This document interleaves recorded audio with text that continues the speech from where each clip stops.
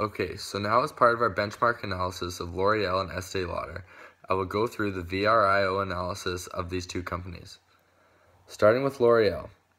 They have a couple of different resources that set them up to sustain a long-term competitive advantage.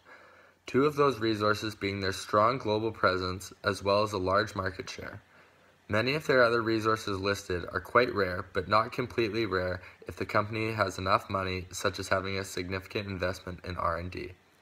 There are a couple other multinationals in this industry that can do this, but maybe not to the extent that L'Oreal can. But these resources are all quite difficult to imitate and will not have the same effect as they do with L'Oreal. Now taking a look at Estée Lauder's resources. A couple of their resources, such as having a large portfolio in the luxury cosmetic industry, has set them up quite nicely to sustain a competitive advantage. Estée Lauder's resources don't quite check off as many boxes as L'Oreal, but these resources still have provided the company with great success. A strong point for Estée Lauder is their marketing and their ability to give out free samples in many different stores. Although any company could technically replicate this, Estée Lauder has found a way for this to work for them, even if it is not totally unique for the market.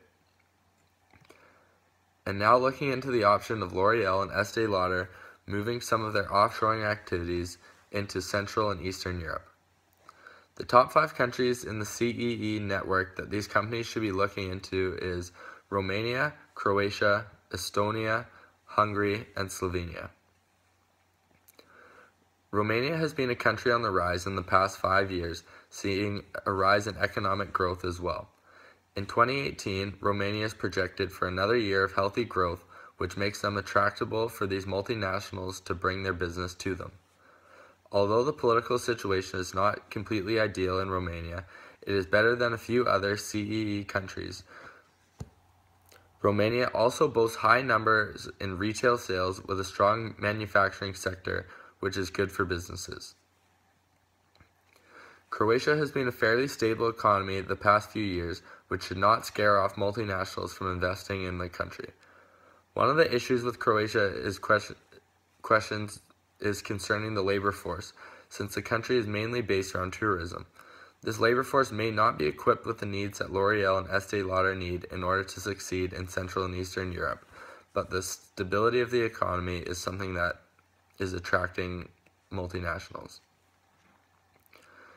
Estonia represents a stable economy with growing industrial production as well as growing business confidence. L'Oreal and Estée Lauder should look towards Estonia for their offshoring activities. The location of the country is not ideal, but being right on the Baltic Sea could provide some kind of location advantage for the two companies. Economically, Hungary does not look to be too bad of a location for L'Oreal and Estée Lauder to bring some of their offshoring activities to. Showing signs of economic growth as well as having a high inflow of investment, Hungary is quite an attractive place to invest in. The political situation is not the greatest to get involved in, but it could be worse. As one of the best performing economies in the Eurozone, Slovenia is growing in popularity for manufacturing and boasts a growing export economy, which is what multinationals looking to bring their offshoring activities to the CEE network are looking for. Also being in a good location for exports is in favor for Slovenia. And now a look into the CEE countries that L'Oreal and Estée Lauder should maybe look to avoid right now. Bulgaria is quite known for its high level of corruption, which ultimately deters foreign investment from coming into the country. This is not what L'Oreal or Estée Lauder should be looking for when bringing their offshore activities to Central and Eastern Europe. On top of all of the corruption, domestic consumption is quite high, and the minimum wage is going to be increased in the country. With the minimum wage on the rise, large multinationals may not want to enter into those countries because the higher wages could mean less profits for the company.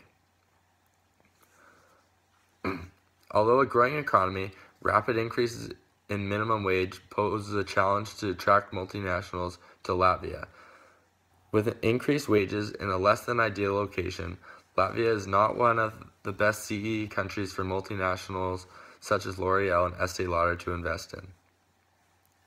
In the Czech Republic, Political uncertainty in the region is not particularly what multinationals are looking for when looking to bring their offshoring activities to another country, and that is what's going on in the Czech Republic currently. Without a definitive knowledge on what is going to happen in the Czech Republic, this is not one of the top CEE countries to be bringing offshoring to right now.